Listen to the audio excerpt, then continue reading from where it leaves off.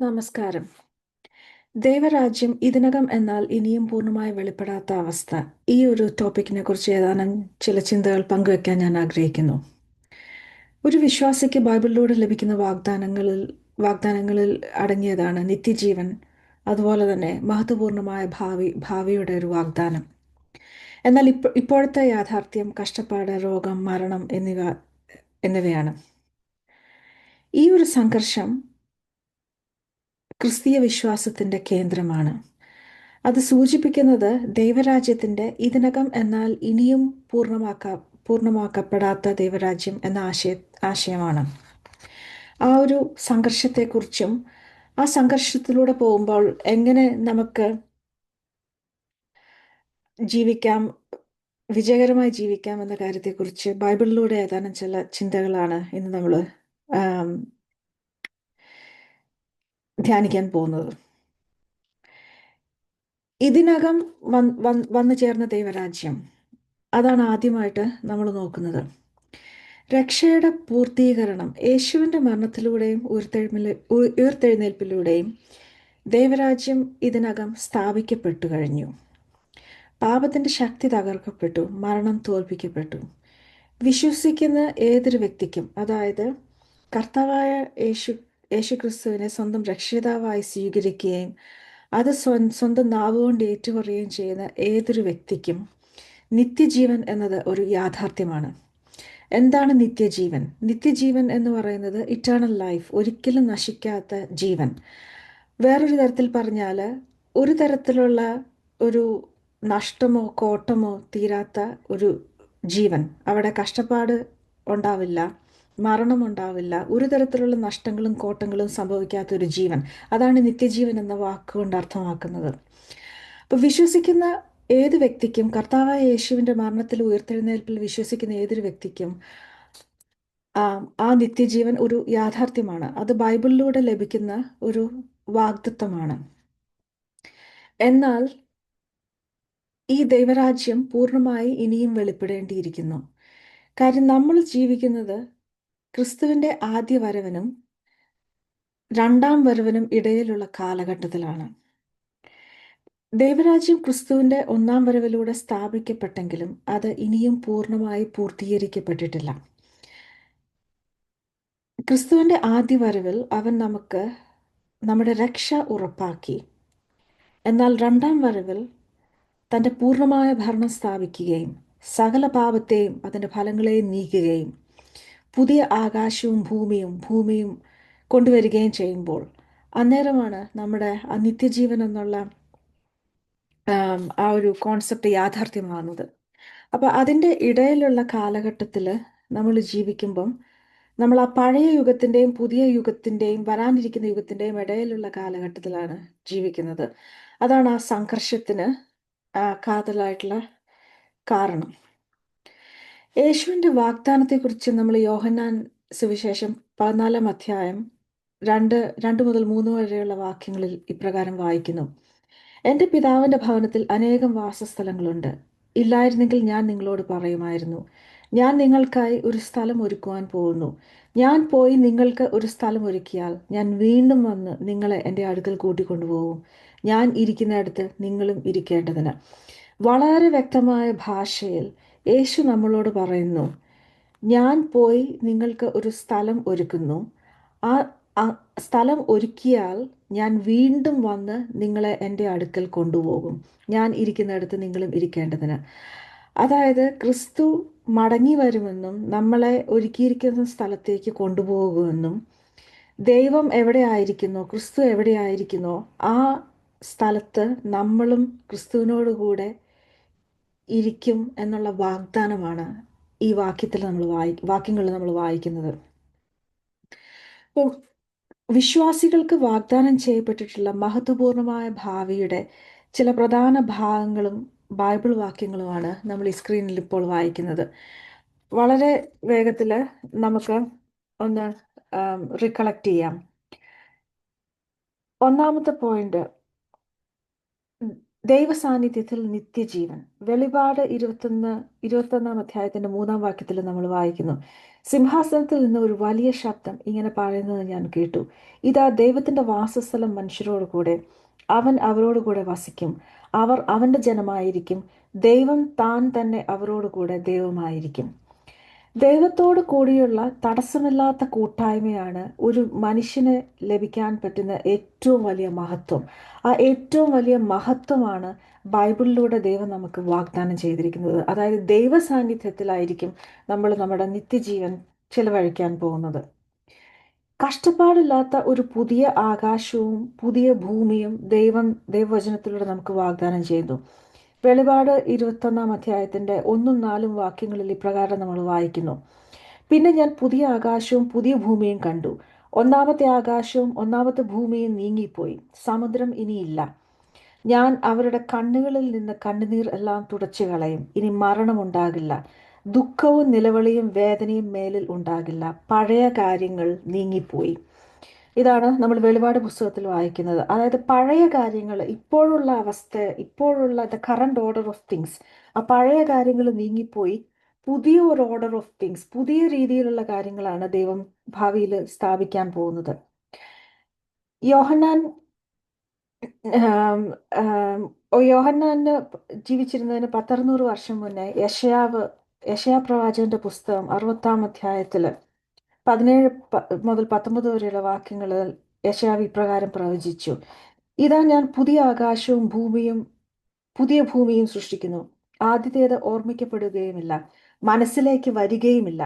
എന്നാൽ ഞാൻ സൃഷ്ടിക്കുന്നതിൽ നിങ്ങൾ സന്തോഷിച്ചും ആഹ്ലാദിച്ചും ഇരിക്കുക. ഞാൻ യെരൂശലേമിനെ സന്തോഷമായും അതിലെ ജനത്തെ ആഹ്ലാദമായും സൃഷ്ടിക്കും. ഞാൻ യെരൂശലേമിൽ ആഹ്ലാദിക്കുകയും എൻ്റെ ജനത്തിൽ ആനന്ദിക്കുകയും ചെയ്യും. അവിടെ ഇനി കരച്ചിലിന്റെയോ നിലവിളിയുടെയോ ശബ്ദം കേൾക്കില്ല. അതായത് പഴയ നിയമം മുതലേ യശയാവിന്റെ പ്രവചനത്തിലെ വചനങ്ങളാണ് നമ്മളിപ്പോൾ വായിച്ചത്. ക്രിസ്തുവിന് 600 വർഷം മുന്നേ ജീവിച്ചിരുന്ന യശയാ പ്രവാചന്റെ വചനങ്ങളിലും യോഹന്നാന്റെ വെളിപാടിലും എല്ലാം ദൈവം വീണ്ടും വീണ്ടും ആ ഒരു പുതിയ ആകാശത്തിനെയും പുതിയ ഭൂമിയുടെയും കാര്യങ്ങള് നമ്മൾ വീണ്ടും ഓർപ്പിക്കുകയും നമുക്ക് തന്റെ വാഗ്ദാനങ്ങൾ വീണ്ടും അടിവരയിട്ട് പറയുകയും ചെയ്യുന്നു. അപ്പം ദൈവം നമ്മളോട് വാഗ്ദാനം ചെയ്തിരിക്കുന്നത്, കരച്ചിലിന്റെയോ നിലവിളിയുടെയോ ശബ്ദം നമ്മൾ ഇനി ആ പുതിയ ലോകത്തിൽ കേൾക്കില്ല. വേദനയും ദുഃഖവും ആ ലോകത്ത് ഉണ്ടാവില്ല. കാര്യം പഴയ കാര്യങ്ങൾ നീങ്ങിപ്പോയി. അതാണ് ദൈവം നമുക്ക് തന്നിരിക്കുന്നത്. അതുപോലെ തന്നെ മഹത്വമുള്ള ശരീരങ്ങളിലേക്കുള്ള ഉയർത്തെഴുന്നേൽപ്പ് ബൈബിളിൽ വളരെ വ്യക്തമായിട്ട് തന്നിരിക്കുന്ന ഒരു വാഗ്ദാനമാണ്. 1 കൊരിന്ത്യർ 15:42 മുതൽ 44 വരെയുള്ള വാക്യങ്ങൾ നമ്മൾ വായിക്കുന്നു. മരിച്ചവരുടെ ഉയർത്തെഴുന്നേൽപ്പും അങ്ങനെ തന്നെ. അഴിവുള്ള ശരീരമാണ് വിതയ്ക്കപ്പെടുന്നത്, അത് അഴിവില്ലായ്മയോടുകൂടി ഉയർപ്പിക്കപ്പെടുന്നു. അത് അപമാനത്തിൽ വിതയ്ക്കപ്പെടുന്നു, അത് മഹത്വത്തിൽ ഉയർപ്പിക്കപ്പെടുന്നു. അത് ബലഹീനതയിൽ വിതയ്ക്കപ്പെടുന്നു, അത് ശക്തിയിൽ ഉയർപ്പിക്കപ്പെടുന്നു. അത് ഭൗമികമായ ശരീരമാണ് വിതയ്ക്കപ്പെടുന്നത്, ആത്മീയമായ ശരീരമായി ഉയർപ്പിക്കപ്പെടുന്നു. ഫിലിപ്പിയർ 3:20 മുതൽ 21 വരെ. എന്നാൽ നമ്മുടെ പൗരത്വം സ്വർഗത്തിലാണ്, അവിടെ നിന്നൊരു രക്ഷകനെ, കർത്താവായ യേശുക്രിസ്തുവിനെ നാം ആകാംക്ഷയോടെ കാത്തിരിക്കുന്നു. അവൻ സകലവും തനിക്ക് അധീനമാക്കുവാൻ കഴിയുന്ന ശക്തിയാൽ നമ്മുടെ താഴ്മയുള്ള ശരീരത്തെ തൻ്റെ മഹത്വമുള്ള ശരീരത്തോട് അനുരൂപമാക്കും. നമ്മുടെ താഴ്മയുള്ള ശരീരത്തെ ദൈവത്തിൻ്റെ മഹത്വമുള്ള ശരീരത്തോട് അനുരൂപമാക്കി നമ്മളെ ഉയർത്തെഴുന്നേൽപ്പിക്കും എന്നുള്ള വാഗ്ദാനമാണ് ബൈബിളിൽ നമ്മൾ വായിക്കുന്നത്.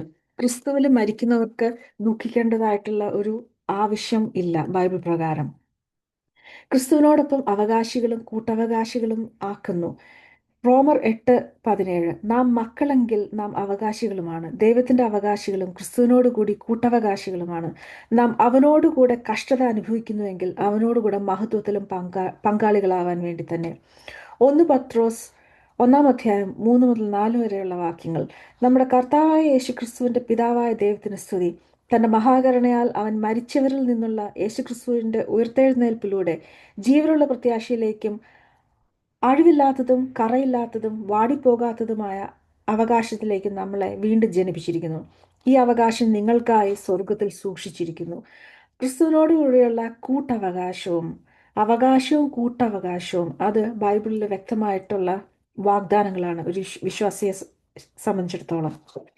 ക്രിസ്തുവിനോടുള്ളപ്പോൾ ഭരണം നടത്തുന്നു. 2 തിമോത്തിയോസ് 2:12. നാം സഹിച്ചാൽ അവനോടുകൂടെ വാഴുകയും ചെയ്യും. അതായത് കർത്താവിൻ്റെ കൂടെ വാഴുന്ന ഒരവസ്ഥ, അതാണ് ബൈബിൾ വിവരിക്കുന്നത്. വെളിപാട് 20-ന്റെ ആറാം വാക്യം. ഒന്നാമത്തെ ഉയർത്തെഴുന്നേൽപ്പിൽ പങ്കുള്ളവർ ഭാഗ്യവാനും വിശുദ്ധരുമാണ്. രണ്ടാമത്തെ മരണത്തിന് അവരുടെ മേൽ അധികാരമില്ല. അവർ ദൈവത്തിന്റെയും ക്രിസ്തുവിന്റെയും പുരോഹിതരായിരിക്കും. അവനോടുകൂടെ 1000 വർഷം വാഴും. മില്ലേനിയൽ റെയിൻ, അല്ലെങ്കിൽ 1000 വർഷം ക്രിസ്തുവിനോടുകൂടി വാഴുന്ന കാര്യത്തെക്കുറിച്ചാണ് വെളിപാട് പുസ്തകത്തിൽ പറഞ്ഞിരിക്കുന്നത്. ഇത് ക്രിസ്തുവിന്റെ ഭൂമിയിലെ ഭരണം വിശ്വാസികളോടൊപ്പമുള്ള ഒരു കാലഘട്ടമായി പ്രതീകാത്മകമായോ അക്ഷരാർത്ഥത്തിലോ വ്യാഖ്യാനിക്കാറുണ്ട്. നീതിയും ന്യായവും വിജയിക്കുന്നു. 2 പത്രോസ് 3:13. എന്നാൽ അവന്റെ വാഗ്ദാനം അനുസരിച്ച് നാം നീതി വസിക്കുന്ന പുതിയ ആകാശത്തിനും പുതിയ ഭൂമിക്കും വേണ്ടി കാത്തിരിക്കുന്നു. ഇത് വളരെ ഒരു പ്രധാനപ്പെട്ട ഒരു ആശയമാണ്. കാര്യം എല്ലാ തെറ്റുകളും തിരുത്തപ്പെടുകയും നീതി പൂർണ്ണമായി നടപ്പാക്കപ്പെടുകയും സത്യം പരിപൂർണമായി വിജയിക്കുകയും ചെയ്യും.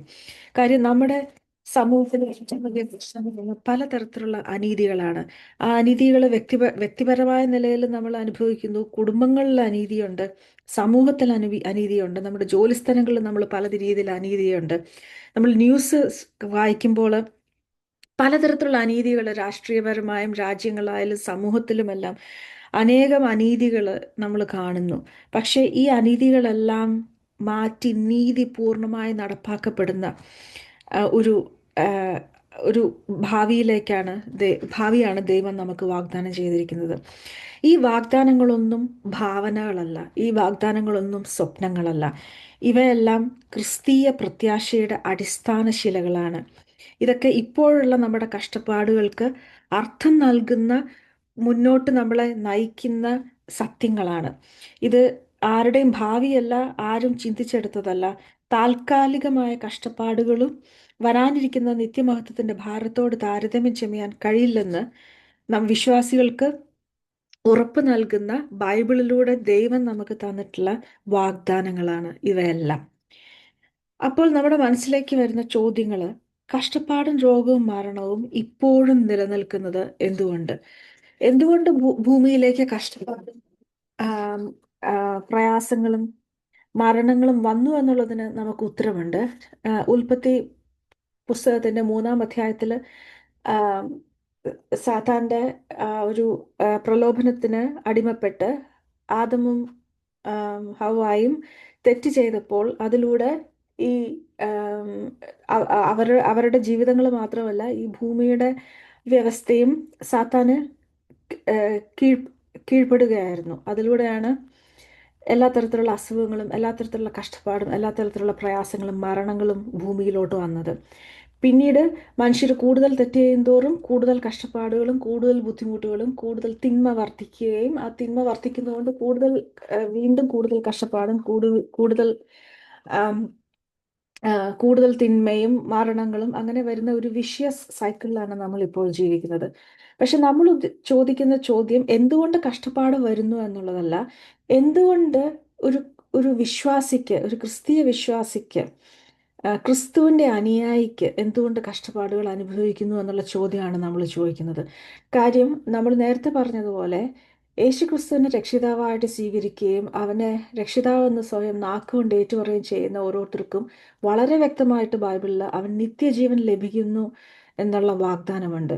അപ്പോൾ യേശുവിനെ രക്ഷിതാവായിട്ട് സ്വീകരിച്ച ഒരു വ്യക്തി, അതാണ് ക്രിസ്ത്യാനി, ആ വിശ്വാസിക്ക് എന്തുകൊണ്ടാണ് കഷ്ടപ്പാടുകൾ വരുന്നത്? കാര്യം നിത്യജീവൻ എന്നുള്ള വാക്കിന്റെ അർത്ഥം, അല്ലെങ്കിൽ രക്ഷ എന്ന് പറയുന്നത് എല്ലാ തരത്തിലുള്ള നഷ്ടങ്ങളിൽ നിന്നും, കോട്ടങ്ങളിൽ നിന്നും, മരണത്തിൽ നിന്നും, രോഗത്തിൽ നിന്നുള്ള ഒരു രക്ഷയാണ് ആ വാക്കിന്റെ അർത്ഥം, നിത്യജീവൻ, ഇറ്റേണൽ ലൈഫ് എന്ന് പറയുന്നത്. പക്ഷെ അത് നമ്മൾ കാണുന്നില്ല. ആ ഒരു ചോദ്യമാണ് നമ്മൾ ചോദിക്കുന്നത്.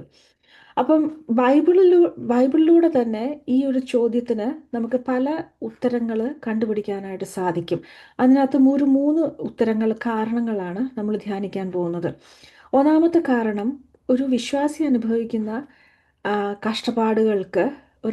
കഷ്ടപ്പാടുകൾ ആത്മീയ പോരാട്ടത്തിന്റെ ഭാഗമായി വരുന്നതാണ്. മിക്കപ്പോഴും ആ ഒരു ആത്മീയ പോരാട്ടത്തിൻ്റെ, അതായത് നന്മയുടെയും തിന്മയുടെയും ആത്മാക്കൾ തമ്മിലുള്ള പോരാട്ടത്തിൻ്റെ ഇടയിലാണ് നമ്മൾ ജീവിക്കുന്നത്. അപ്പം നമ്മൾ അതിൻ്റെ ഭാഗമായിട്ട് വരുന്ന കഷ്ടപ്പാടുകളാണ് അധികവും. രണ്ടാമത്, ആത്മീയ പോരാട്ടത്തിന്റെ ഭാഗമായിട്ടാണ് കഷ്ടപ്പാടുകൾ വരുന്നെങ്കിലും അത് ദൈവം അനുവദിക്കുന്നതുകൊണ്ടാണ് നമ്മുടെ ജീവിതത്തിൽ അത് വരുന്നത്. ദൈവം അനുവദിക്കാതെ ഒരു കാര്യവും നമ്മുടെ ജീവിതത്തിൽ സംഭവിക്കുകയില്ല. പക്ഷെ എന്തുകൊണ്ടാണ് ദൈവം അനുവദിക്കുന്നതെന്ന് നമ്മൾ നോക്കിക്കഴിഞ്ഞാൽ ബൈബിൾ നമുക്ക് വ്യക്തമായിട്ടുള്ള ആ ഒരു കാരണം നമുക്ക് കാണിച്ചു തരുന്നു. നമ്മുടെ വിശുദ്ധീകരണത്തിനായിട്ട് ദൈവം ആ കഷ്ടപ്പാടുകൾ നമ്മുടെ ജീവിതത്തിൽ അനുവദിക്കുന്നു. മൂന്നാമത്, പലപ്പോഴും പല കഷ്ടപ്പാടുകളും നമ്മുടെ തെറ്റായ തീരുമാനങ്ങളുടെയും നമ്മുടെ തെറ്റായ ചിന്താഗതികളുടെയും നമ്മുടെ തെറ്റുകളുടെയും ഫലമായിട്ട് വരുന്നു. പക്ഷെ അവിടെയും നമ്മൾ അനുതാപപ്പെടുകയും ദൈവത്തോട് ആ തെറ്റുകൾ ഏറ്റുപറയുകയും ചെയ്യുമ്പം അത് നമ്മുടെ അനുഗ്രഹത്തിനായിട്ട് ദൈവം ഉപയോഗിക്കുന്നതായിട്ട് നമുക്ക് കാണാൻ കഴിയും. അപ്പോൾ ഈ മൂന്ന് കാരണങ്ങളിലൂടെ വിശദമായിട്ട് നമുക്ക് നോക്കാം. ആത്മീയ പോരാട്ടം, ഇത് വിവിധ ബൈബിൾ ഭാഗങ്ങളിൽ വളരെ വ്യക്തമായിട്ട് വിവരിച്ചിട്ടുള്ള ഒരു കാര്യമാണ് ആത്മീയ പോരാട്ടം. എഫേസ്യർ 6:10-18 വരെയുള്ള വാക്യങ്ങളിൽ വളരെ വ്യക്തമായിട്ട് പൗലോസ് അപ്പോസ്തലൻ നമ്മളുടെ ആത്മീയ പോരാട്ടത്തെക്കുറിച്ച് വിവരിച്ചിട്ടുണ്ട്. നമ്മുടെ പോരാട്ടം വാഴ്ചകളോടും അധികാരങ്ങളോടും ഈ അന്ധകാരത്തിൻ്റെ അധിപതികളോടും സ്വർഗത്തിലെ ദുഷ്ടാത്മസേനയോടും സ്വർഗത്തിലെ ദുഷ്ടാത്മസേനയോടുള്ള ഒരു പോരാട്ടത്തെക്കുറിച്ചാണ് പൗലോസ് അപ്പോസ്തലൻ പറഞ്ഞിരിക്കുന്നത്. അതായത് മറ്റ് മനുഷ്യരോടല്ല നമ്മളുടെ പോരാട്ടങ്ങൾ, ജഡരക്തങ്ങളോടല്ല നമ്മുടെ പോരാട്ടങ്ങൾ, പക്ഷെ നമുക്ക് കാണാൻ പറ്റാത്ത ആത്മീയ തലത്തിലുള്ള ആ ദുഷ്ടാത്മസേനയോട് ആണുള്ള പോരാട്ടം. അതിനെക്കുറിച്ചാണ് പൗലോസ് അപ്പോസ്തലൻ എഫേസ്യർ ലേഖനത്തിൽ വിവരിച്ചിരിക്കുന്നത്. ഒരാൾ ക്രിസ്ത്യാനിയായി തീരുമ്പോൾ, ക്രിസ്ത്യാനി എന്ന് പറഞ്ഞാൽ ക്രിസ്തുവിൻ്റെ അനുയായിയായി തീരുമ്പോൾ അവൻ ക്രിസ്തുവിലാകുന്നു. റോമർ 8-ാം അധ്യായം 1-2 വാക്യങ്ങൾ, കൊരിന്ത്യർ 5:17 വാക്യം, ഇതിലൊക്കെ വളരെ വ്യക്തമായിട്ട് നമുക്ക് അത് മനസ്സിലാക്കാൻ പറ്റും. നമ്മൾ ക്രിസ്തുവിനെ വിശ്വസിച്ച് കഴിയുമ്പോൾ നമ്മൾ ക്രിസ്തുവിൽ ആയിത്തീരുന്നു, ക്രിസ്തുവിൻ്റെ ഒരു ഭാഗമായിത്തീരുന്നു. അതിൻ്റെ അർത്ഥം എന്ന് പറഞ്ഞാൽ ഇനി നമുക്ക് മേൽ അന്ധകാരത്തിൻ്റെ ആധിപത്യത്തിന് നമ്മൾ അന്ധകാരത്തിൻ്റെ ആധിപത്യത്തിന് കീഴിലല്ല. ആ അന്ധകാരത്തിന് നമ്മുടെ മേലൊരു ആധിപത്യവുമില്ല. മറിച്ച് ദൈവത്തിൻ്റെ പ്രിയ പുത്രൻ്റെ രാജ്യത്തിലേക്ക് നമ്മൾ മാറ്റപ്പെട്ടിരിക്കുന്നു. ഒരു ട്രാൻസ്ഫർ അവിടെ നടക്കുന്നു. അന്ധകാരത്തിൻ്റെ ലോകത്തിൽ നിന്ന്, അന്ധകാരത്തിൻ്റെ ആധിപത്യത്തിന് കീഴിൽ നിന്നും ദൈവത്തിൻ്റെ പ്രിയ പുത്രൻ്റെ രാജ്യത്തിലേക്ക് നമ്മൾ മാറ്റം ചെയ്യപ്പെട്ടു. അതാണ് നമ്മൾ ക്രിസ്തുവിനെ രക്ഷിതാവായി സ്വീകരിക്കുന്നതിലൂടെ സംഭവിക്കുന്നത്. ഈ മാറ്റപ്പെടൽ, അതായത് ഈ ട്രാൻസ്ഫർ ഒരു ഫലം എന്ന് പറയുന്നത് മുമ്പ് നമ്മളെ ഭരിച്ചിരുന്ന ശക്തികളുടെ എതിരാളികളായി നമ്മൾ മാറുന്നു. അപ്പം നമ്മൾ നേരത്തെ അന്ധകാരത്തെ ശക്തികളുടെ കൂടെ നിന്നിരുന്നെങ്കിൽ ഈ അന്ധകാര ശക്തികൾ നമ്മൾ ക്രിസ്തുവിൻ്റെ പക്ഷത്ത് ചേരുന്നതോടൊപ്പം ഈ അന്ധകാര ശക്തികളുടെ സ്വാഭാവിക ശത്രുക്കളായിട്ട് നമ്മൾ മാറുന്നു. ഇത് എതിർപ്പുകൾക്കും ആത്മീയ കഷ്ടപ്പാടുകൾക്കും എല്ലാം കാരണമാകുന്നു. ഇതിൻ്റെ ഫലമായിട്ട് നമ്മൾ പലതരത്തിലുള്ള ആത്മീയമായ രീതിയിൽ നമ്മൾ ആക്രമണങ്ങൾ നേരിടുന്നു. നമ്മുടെ ശരീരത്തിൽ നമ്മൾ കഷ്ടപ്പെടും. കാര്യം പല രീതിയിലുള്ള രോഗങ്ങളും പ്രയാസങ്ങളും നമുക്ക് വരാം. പലതരത്തിലുള്ള പ്രലോഭനങ്ങൾ പലരിലൂടെയും സാത്താൻ നമുക്ക് കൊണ്ടുവരാം. അല്ലെങ്കിൽ ഈ മനുഷ്യരിലൂടെ അല്ലെങ്കിലും സാഹചര്യങ്ങളിലൂടെ പലതരത്തിലുള്ള നിരുത്സാഹവും സംശയവും ഇതെല്ലാം നമ്മളിൽ കൊണ്ടുവരാം. ഇതൊക്കെ നമുക്ക് മാനസികമായിട്ട് വളരെയധികം സംഘർഷം ഉണ്ടാക്കുന്ന കാര്യങ്ങളാണ്. അപ്പം ഇവിടെ സംഭവിക്കുന്നത് എന്താണെന്ന് വെച്ചാൽ നമ്മൾ ഈ ഒരു തിരുപോരാട്ടം എന്ന് പറയും. അതായത് ദൈവത്തിൻ്റെ ശക്തികളും അന്ധകാര ശക്തികളും നമ്മളെ പോരാട്ടം ഇപ്പോഴും തുടർന്നുകൊണ്ട് പോവുകയാണ്. നമ്മൾ ക്രിസ്തുവിൽ ആയിത്തീരുമ്പോൾ നമ്മൾ ക്രിസ്തുവിൻ്റെ ഒരു വശത്തേക്ക് വരുന്നതിന് വളരെ മനഃപൂർവ്വമായിട്ടുള്ളൊരു തീരുമാനം നമ്മൾ എടുത്തു കഴിഞ്ഞു.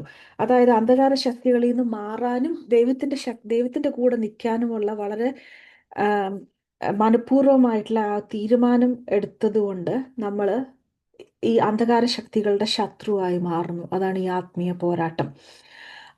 എഫേസ്യർ 6-ാം അധ്യായം 12-ാം വാക്യം വ്യക്തമാക്കുന്നത് പോലെ നമ്മുടെ പ്രധാന പോരാട്ടം മനുഷ്യരായിട്ടല്ല, മറിച്ച് അദൃശ്യരായ ആത്മീയ ശക്തികളോടാണ്.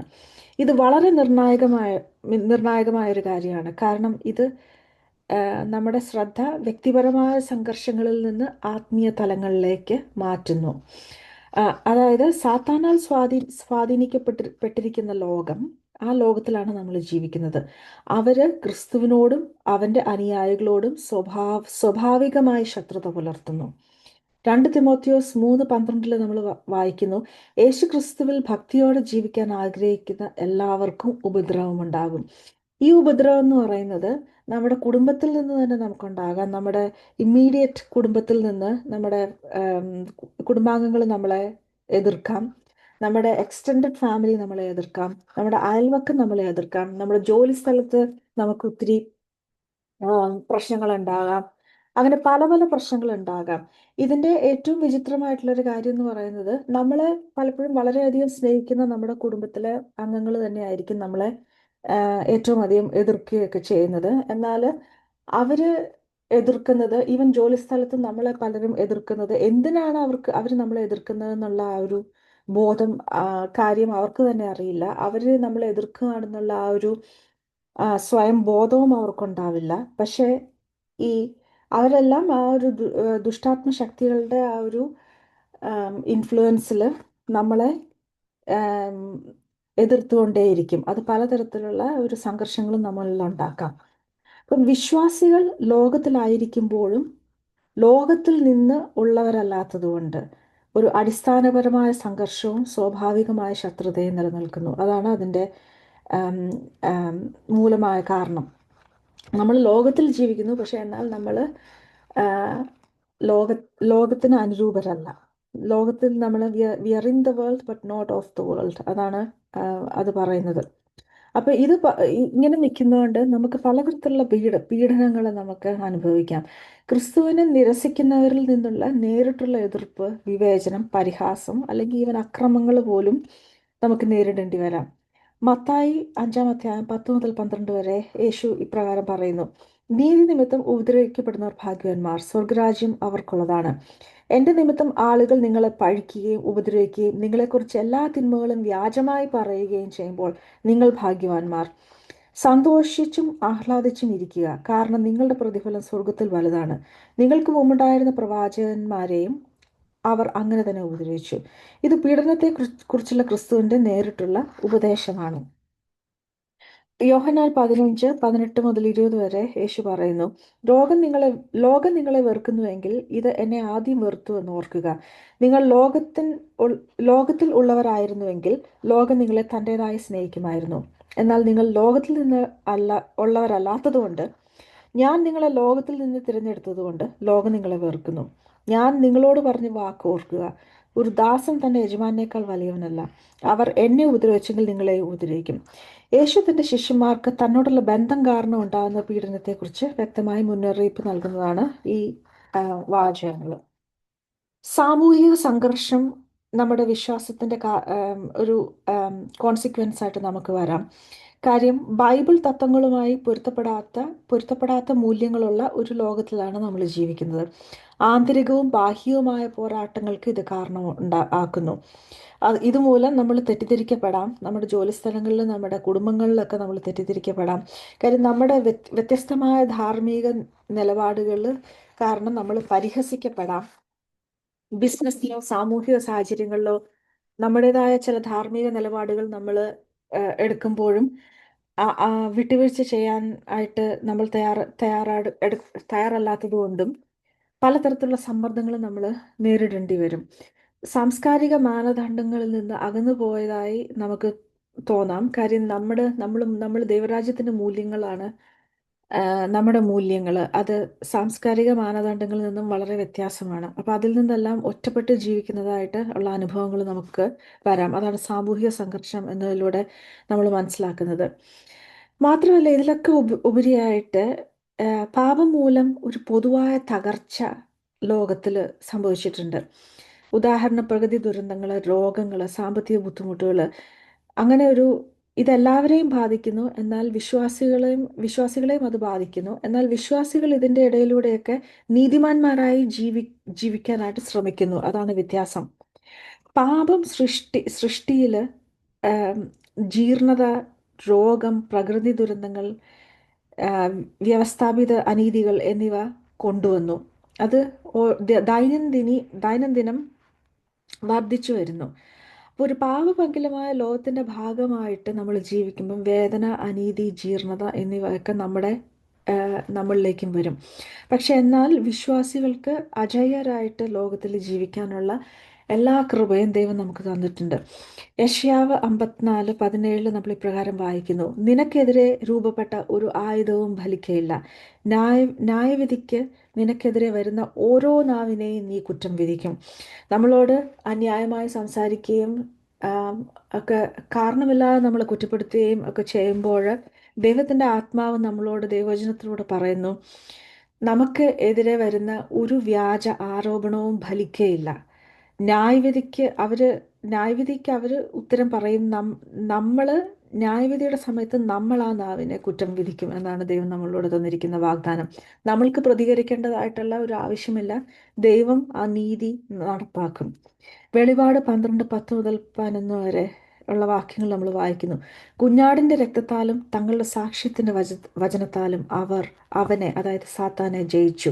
അതായത് ഒരു ഇത്രയും പ്രയാസങ്ങളും പ്രശ്നങ്ങളും ഒക്കെ ഒരു വിശ്വാസി എന്ന രീതിയിൽ നമ്മൾ നേരിടുമ്പോഴും ദൈവത്തിൻ്റെ വചനം നമ്മളോട് പറയുന്നത് എന്താണെന്ന് വെച്ചാൽ, ദൈവത്തിൻ്റെ രക്തത്താലും യേശുവിൻ്റെ രക്തത്താലും തങ്ങളുടെ സാക്ഷ്യത്തിൻ്റെ വചനത്താലും വിശ്വാസികൾ സാത്താൻ്റെ മുകളിൽ ജയം പ്രാപിച്ചു.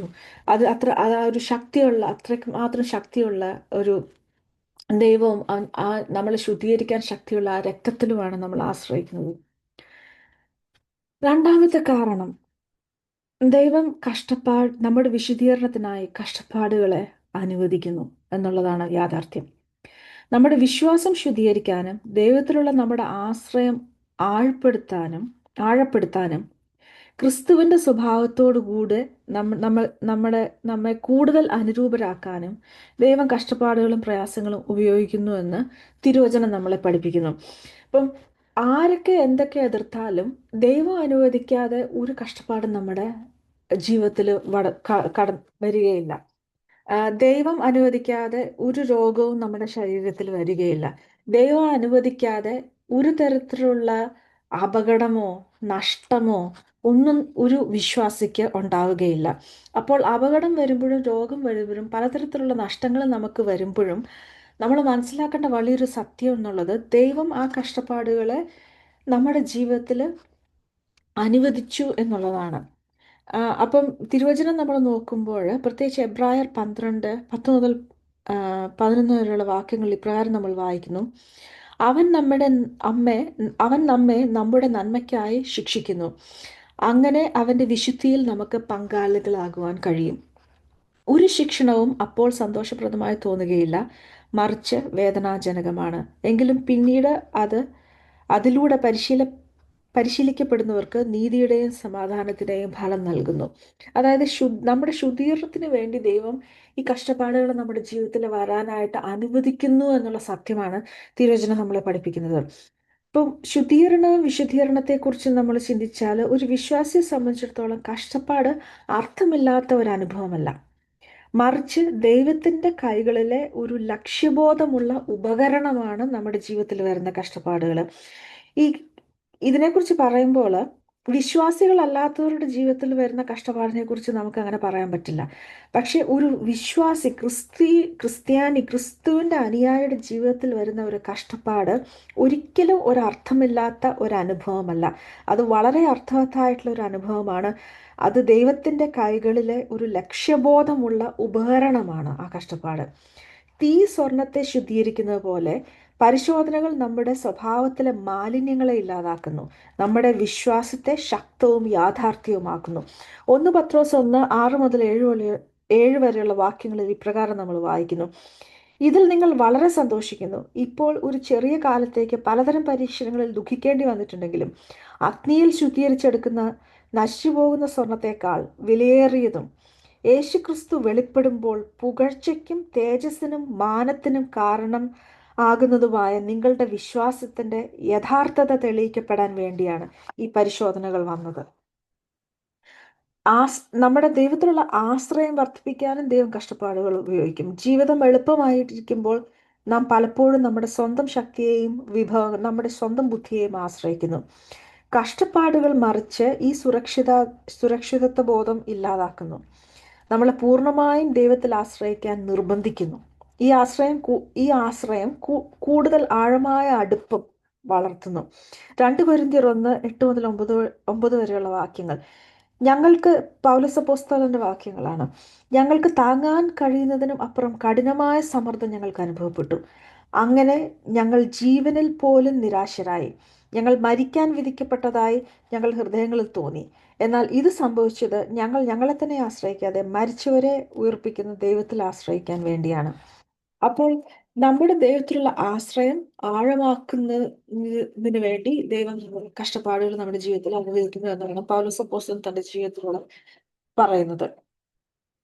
ഇനി മൂന്നാമത്തെ ഒരു പോയിന്റ് എന്ന് പറയുന്നത്, പലതരത്തിലുള്ള ആത്മീയ ഫലങ്ങൾ ഉളവാക്കാനായിട്ട് നമ്മുടെ ജീവിതത്തിൽ വരുന്ന കഷ്ടപ്പാടുകൾ മുഖാന്തരമായി തീരുന്നു. ക്രിസ്തുവിന്റെ സ്വഭാവത്തോട് അനുരൂപം ആക്കാനായിട്ട് കഷ്ടപ്പാടുകൾ ദൈവം ഉപയോഗിക്കുന്നു.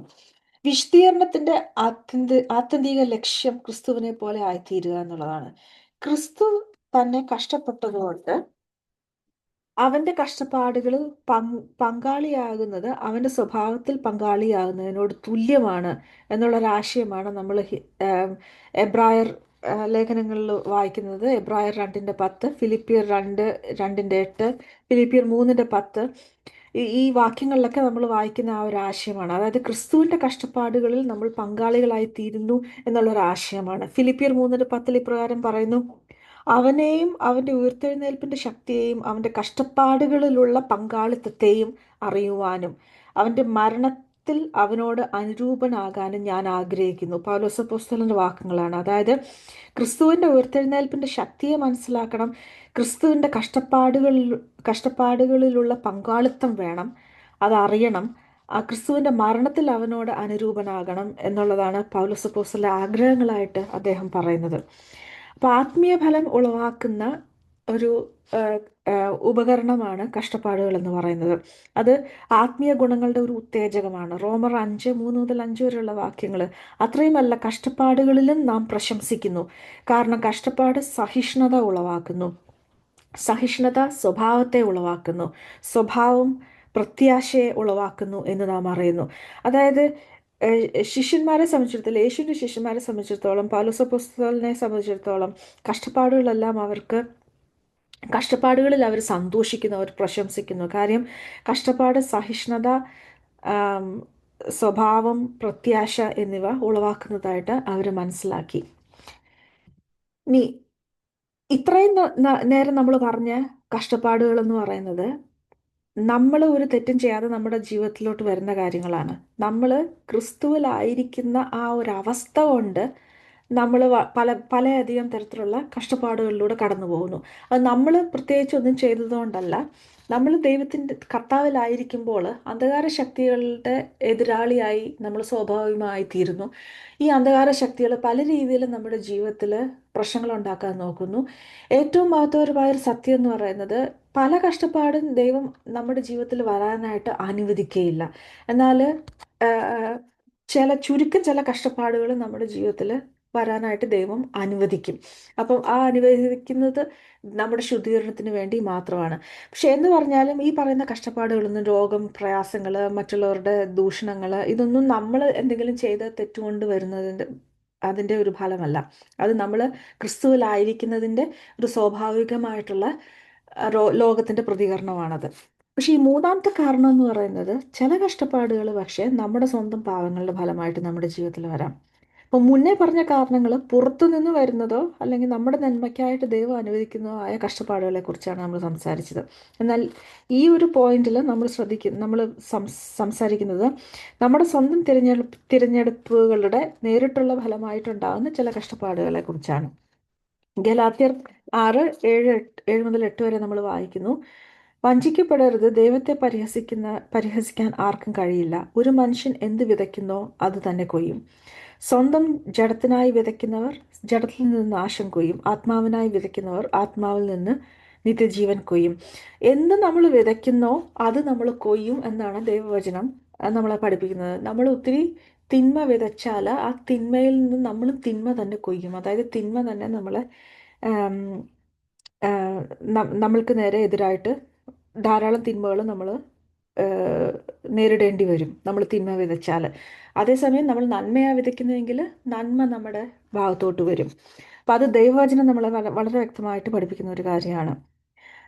അപ്പം ഈ മോശം തീരുമാനങ്ങൾ കൊണ്ട് നമുക്ക് ഒത്തിരി കഷ്ടപ്പാടുകൾ നമുക്ക് വരാം. തെറ്റായ തീരുമാനങ്ങൾ സ്വാഭാവികമായിട്ടുള്ള അത് സ്വാഭാവികമായ പല ഫലങ്ങളും അത് കൊണ്ടുവരും. നമ്മൾ ചെയ്യുന്ന തെറ്റുകൾ കൊണ്ട്, പാപം കൊണ്ട് നമുക്ക് ഒത്തിരി വൈകാരികമായും ശാരീരികമായും ആത്മീയമായിട്ടുള്ള പലതരത്തിലുള്ള അസ്വസ്ഥതകളും പ്രശ്നങ്ങളും പ്രയാസങ്ങളും രോഗങ്ങളും ഒക്കെ നമുക്ക് വരാം. ചിലപ്പോൾ നമ്മുടെ ദുശാഠ്യത്താൽ അനുസരണക്കേട് നമ്മൾ തുടരുമ്പോൾ, നമ്മൾ ദുശാഠ്യത്തോടു കൂടി നമ്മൾ അനുസരണക്കേടിൽ തുടരുമ്പോൾ ദൈവത്തിൻ്റെ ശിക്ഷണ നടപടികളും ഇതിനകത്ത് ഉൾപ്പെടാം. പക്ഷേ ദൈവത്തിൻ്റെ ശിക്ഷണ നടപടികളുടെ ഭാഗമായിട്ടാണ് നമ്മൾ കഷ്ടപ്പാട് അനുഭവിക്കുന്നതെങ്കിൽ അത് വളരെ നല്ലൊരു കാര്യമാണ്. കാര്യം ഈ ശിക്ഷണം പുനഃസ്ഥാപനത്തിനായി ഉദ്ദേശിച്ചുള്ളതാണ്, നശിപ്പിക്കാനുള്ളതല്ല. കാരണം നമ്മൾ ദൈവത്തിലായിട്ടിരിക്കുമ്പോൾ നമ്മൾ പലപ്പോഴും മറുതലിച്ച് വിനയപ്പെടാതെ അനുദപിക്കാതെ മുന്നോട്ട് പോയിക്കൊണ്ടിരിക്കുമ്പോൾ നമ്മൾ പലതരത്തിലുള്ള കഷ്ടപ്പാടുകൾ നമ്മൾ നേരിടേണ്ടി വരും. പക്ഷെ എന്നാൽ നമ്മൾ അനുദപിക്കുകയും തെറ്റുകൾ ഏറ്റുപറയുകയും ചെയ്യുമ്പോൾ ദൈവം നമ്മളെ വീണ്ടും പുനഃസ്ഥാപിക്കും എന്നുള്ളതാണ് ദൈവവചനം നമ്മളെ പഠിപ്പിക്കുന്നത്. ഇനി കഷ്ടപ്പാടിനെ കുറിച്ച് പറയുമ്പം ചില കാര്യങ്ങളും കൂടി പറയാൻ ഞാൻ ആഗ്രഹിക്കുന്നു. എല്ലാ കഷ്ടപ്പാടും ശിക്ഷാർത്ഥമല്ല.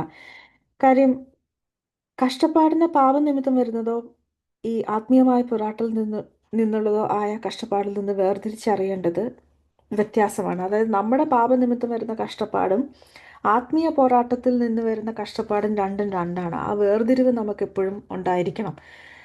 കാര്യം ആത്മീയമായ പോരാട്ടങ്ങളിൽ നിന്നുള്ള കഷ്ടപ്പാട് നമ്മളുടെ ജീവിതത്തിൽ വരുമ്പം അത് നമ്മൾ ചെയ്യുന്ന തെറ്റുകൾ കൊണ്ട് വരുന്നതല്ല.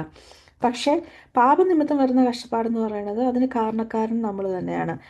അപ്പം പാപനിമിത്തം വരുന്ന കഷ്ടപ്പാടുകൾ നമ്മുടെ ജീവിതത്തിൽ വരുമ്പോൾ നമുക്ക് അനുദപിക്കാനും ദൈവത്തോട് കൂടുതൽ അടുക്കാനും ഒരു അവസരമായിട്ട് എടുത്ത് നമ്മൾ അനുദപിക്കുകയും ദൈവത്തോട് തെറ്റുകൾ ഏറ്റുപറയുകയും ദൈവത്തോട് അടുക്കുകയും നമ്മൾ ചെയ്യേണ്ടതായിട്ടുണ്ട്. എന്നാൽ ആത്മീയ പോരാട്ടം മുഖാന്തരം നമുക്കുണ്ടാകുന്ന കഷ്ടപ്പാടുകൾ എന്ന് പറയുന്നത് അതിന് ദൈവം അനുവദിച്ചിട്ടുള്ള ആ ഒരു കാലവിധിയുണ്ട്. ആ കാലവിധി തീർന്നു കഴിയുമ്പോൾ ദൈവം നമ്മളെ അതിനകത്ത് നിന്ന് ഉയർപ്പിക്കും, അതിനെ പുറത്തു കൊണ്ടുവരിക്കുമ്പം ദൈവം വളരെ അധികം നമ്മളെ ആത്മീയമായിട്ടും എല്ലാ രീതിയിലും അനുഗ്രഹിക്കുകയും ചെയ്യും. അപ്പം അതൊരു എന്നും നിലനിൽക്കുന്ന ഒരു അവസ്ഥയല്ല, കുറച്ച് നാളത്തേക്ക് മാത്രമേ ഉള്ളൂ. അതിൻ്റെ ഒരു ഗുഹയിലൂടെ പോകുന്ന ഒരു അവസ്ഥയാണ്. അതൊരു കുറച്ച് നാൾ നമ്മൾ അതിലൂടെ പോകും. പക്ഷെ കുറച്ച് കഴിയുമ്പോൾ നമ്മൾ ആ മറുവശത്തു നിന്ന് ഗുഹയുടെ പുറത്തേക്ക് നമ്മൾ കടന്നു വരും. ആ കടന്നു വരുമ്പം അവിടെ നമ്മളെ നോക്കിയിരിക്കുന്നത് ദൈവത്തിൻ്റെ ഒരു അടുത്ത ലെവലിലുള്ള ഒരു അടുത്ത ലെയറിലുള്ള അനുഗ്രഹങ്ങളാണ്. ആത്മീയമായിട്ടുള്ള അനുഗ്രഹങ്ങളും ഭൗതികമായിട്ടുള്ള അനുഗ്രഹങ്ങളും എല്ലാം അവിടെ ഉണ്ടായിരിക്കും. ഇനി നമ്മുടെ തെറ്റുകൾ കൊണ്ട് ദൈവം നമ്മളെ തെറ്റുകൾ കൊണ്ട് ദൈവം നമ്മളെ അച്ചടക്കത്തിലേക്ക് നടത്താനുള്ള ഒരു കാരണം കൊണ്ട് നമുക്ക് വരുന്ന കഷ്ടപ്പാടുകളാണെങ്കിൽ അതും നമുക്ക് സന്തോഷിക്കാൻ തീർച്ചയായിട്ടും വകയുണ്ട്. കാര്യം എബ്രായർ 12 ഊന്നി പറയുന്നത് പോലെ ദൈവത്തിൻ്റെ ശിക്ഷണം അവൻ്റെ പിതൃസ്നേഹത്തിൻ്റെ അടയാളമാണ്, അവൻ്റെ കോപത്തിൻ്റെ അടയാളമല്ല. അവൻ സ്നേഹിക്കുന്നവരെ അവൻ ശിക്ഷിക്കുന്നു. അപ്പം നമുക്ക് അനുദപിക്കാനും നമുക്ക് കൂടുതൽ ദൈവത്തോട് അടുക്കാനുമുള്ള കാരണമായിട്ട് ആ കഷ്ടപ്പാടുകളും നമുക്ക് ഇടയായിത്തീരും. ഇനി ഇങ്ങനെയൊക്കെ നമ്മൾ പറയുന്നെങ്കിലും കഷ്ടപ്പാടിൻ്റെ നിഗൂഢത, അതായത് മിസ്റ്ററി, അത് എപ്പോഴും ഉണ്ട്. നമുക്ക് ഈ പലതരത്തിലുള്ള ദൈവശാസ്ത്രപരമായ ചട്ടക്കൂടുകൾ നമ്മൾ കഷ്ടപ്പാടിൻ്റെ കാര്യം ചിന്തിച്ചപ്പോൾ നമ്മൾ സംസാരിച്ചു. ഇതൊക്കെ ഉണ്ടെങ്കിലും പലപ്പോഴും കഷ്ടപ്പാടിൻ്റെ സാന്നിധ്യവും തീവ്രതയും ഒരു നിഗൂഢതയായിട്ട് തുടരാം. കാര്യം പലപ്പോഴും നമുക്ക് അതിൻ്റെ ഒരു കാരണം മനസ്സിലാക്കണം എന്നില്ല. എന്തുകൊണ്ട് എന്ന് എല്ലാ സമയത്തും നമുക്ക് മനസ്സിലാക്കാൻ കഴിഞ്ഞെന്ന് വരില്ല. എന്നാൽ ദൈവത്തിന് ഒരു ഉദ്ദേശമുണ്ട് എന്ന് നമുക്ക് വിശ്വസിക്കാം. പഴയ നിയമത്തിലെ ഇയ്യോബിൻ്റെ കാര്യം നമ്മൾ എടുത്താൽ, ഇയ്യോബിന് എന്തുകൊണ്ട് കഷ്ടപ്പാട് വന്നു എന്നുള്ളത് ഇയ്യോബിന് ഒരിക്കലും മനസ്സിലാക്കാൻ സാധിച്ചിട്ടില്ല. കാര്യം ഇയ്യോബിൻ്റെ കഷ്ടപ്പാട് പല മേഖലകളിലാണ് വന്നത്. അദ്ദേഹത്തിൻ്റെ സമ്പത്തെല്ലാം അദ്ദേഹത്തിന് നഷ്ടപ്പെട്ടു. അദ്ദേഹത്തിൻ്റെ ഭവനത്തിലെ ആം, കുഞ്ഞുങ്ങളും മരുമക്കളുമെല്ലാം അദ്ദേഹത്തിന് മരിച്ചു. ഭവനത്തിൽ മരണം സംഭവിച്ചു. വളരെയധികം ആ, മാനസികമായിട്ടുള്ള വേദനയും സംഘർഷത്തിലൂടെയും അദ്ദേഹം കടന്നുപോയി. സമ്പത്ത് നശിച്ചു, സ്വന്തം ബന്ധുമിത്രാദികൾ മരിച്ച്, മരുമക്കളും മരിച്ചുപോയി. ആ, മൂന്നാമതായിട്ട് അദ്ദേഹത്തിൻ്റെ ശരീരത്തിൽ വളരെ വേദനാജനകമായ ഒരു അസുഖം പിടിപെടുകയും ചെയ്തു. എന്നാൽ അതിൽ നിന്നെല്ലാം ആ, ദൈവം അദ്ദേഹത്തെ പുറത്തു കൊണ്ടുവന്ന് നേരത്തേതിൽ നിന്നും ഇരട്ടിയായിട്ട് അനുഗ്രഹിച്ചു. പക്ഷെ അദ്ദേഹത്തിന് ഒരിക്കലും മനസ്സിലാക്കാൻ പറ്റിയിട്ടില്ല എന്തുകൊണ്ടാണ് അദ്ദേഹത്തിൻ്റെ ജീവിതത്തിൽ ആ കഷ്ടപ്പാട് വന്നതെന്നുള്ളത്. അപ്പോൾ ആ ഒരു നിഗൂഢത നമ്മുടെ ജീവിതത്തിലും പലപ്പോഴും ഉണ്ടാവാം. പലപ്പോഴും എന്തുകൊണ്ടാണ് കഷ്ടപ്പാടുകൾ വരുന്നതെന്ന് നമുക്ക് മനസ്സിലാക്കാൻ പറ്റില്ല. പക്ഷേ ഇയ്യോബിൻ്റെ ആ ഒരു ആം, ജീവിതം നമ്മളെ പഠിപ്പിക്കുന്നത് എന്തെന്ന് വെച്ചാൽ, ദൈവത്തിൽ നമുക്ക് പൂർണ്ണമായിട്ട് വിശ്വസിക്കാം. കാര്യം ദൈവം ഇത് നമ്മുടെ ജീവിതത്തിൽ അനുവദിക്കുന്നുവെങ്കിൽ, കഷ്ടപ്പാട് അനുവദിക്കുന്നുവെങ്കിൽ, ദൈവത്തിന് ഒരു വ്യക്തമായ ഒരു ഉദ്ദേശം ദൈവത്തിനുണ്ട് നമ്മുടെ ജീവിതത്തെക്കുറിച്ച്. കഷ്ടപ്പാടുകളിലൂടെയുള്ള നമ്മുടെ സഹിഷ്ണുത, മരണത്തിന് മുന്നിലുള്ള നമ്മുടെ പ്രത്യാശ, കഷ്ടപ്പാടുകൾക്കിടയിലുള്ള നമ്മുടെ സമാധാനം എന്നിവ നമ്മുടെ വിശ്വാസത്തിന് അതീതമായി എന്തോ ഒന്നുണ്ട് എന്ന ലോകത്തിന് ഒരു ശക്തമായ സാക്ഷ്യമായി തീരാൻ ഇടയാകും. നമ്മുടെ പ്രത്യാശ ഈ നശ്വരമായ ലോകത്തിലല്ല എന്ന് അത് മറ്റുള്ളവരെ കാണിക്കാനുള്ള ഒരു അവസരമാണ്. ഇനി വേറൊരു പോയിന്റ് എന്ന് പറയുന്നത്, ഈ കഷ്ടപ്പാടുകൾ നമ്മൾ കാണിക്കുന്നത് എന്താണെന്ന് വെച്ചാൽ, നമ്മുടെ നിത്യഭവനം ഈ ലോകത്തിലല്ല, അത് ഇനിയും വരാനിരിക്കുന്ന ഒരു ലോകത്തിലാണെന്നുള്ള ഒരു ഒരു സത്യം നമ്മളെ ഓർമ്മപ്പെടുത്തുകയാണ് ചെയ്യുന്നത്.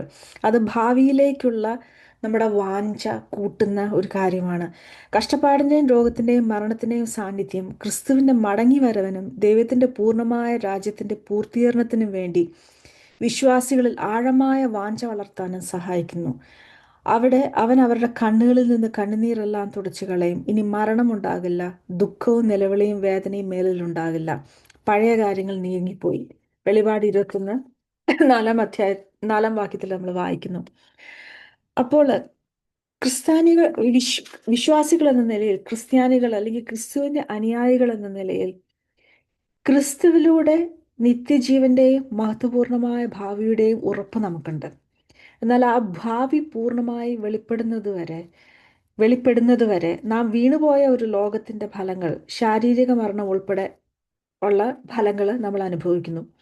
ഈ ജീവിതത്തിൽ നമുക്ക് കഷ്ടപ്പാടുകൾ ഒഴിവാക്കാൻ കഴിയില്ലെങ്കിലും, കഷ്ടപ്പാടിനല്ല അവസാന വാക്ക് എന്നും ദൈവത്തിൻ്റെ നിത്യമായ മഹത്വത്താൽ അത് ഒടുവിൽ അതിജീവിക്കപ്പെടുമെന്നും നമുക്കറിയാം. ശാരീരിക മരണം പരാജയപ്പെടുത്തേണ്ട അവസാനത്തെ ഭൗമിക ശത്രുവാണ്. എന്നാൽ ഒരു വിശ്വാസിയെ സംബന്ധിച്ചിടത്തോളം അത് ദൈവത്തോടൊപ്പമുള്ള വാഗ്ദാനം ചെയ്യപ്പെട്ട പൂർണ്ണവും മഹത്വപൂർണവുമായ ജീവിതത്തിലേക്കുള്ള ഒരു കവാടമാണ്. കഷ്ടപ്പാടുകളിലൂടെ നമ്മൾ ഈ ജീവിതത്തിലൂടെ കടന്നു പോകുമ്പോഴും യേശുവിലുള്ള വിശ്വാസം മുറുകെ പിടിച്ച് വചനങ്ങളിൽ വേരൂന്നി ജീവിക്കാൻ നമ്മൾ ഓരോരുത്തരെയും ദൈവത്തിൻ്റെ ആത്മാവ് ശക്തിപ്പെടുത്തട്ടെ എന്ന പ്രാർത്ഥനയിൽ യേശുവിൻ്റെ നാമത്തിൽ ഞാൻ അവസാനിപ്പിക്കുന്നു.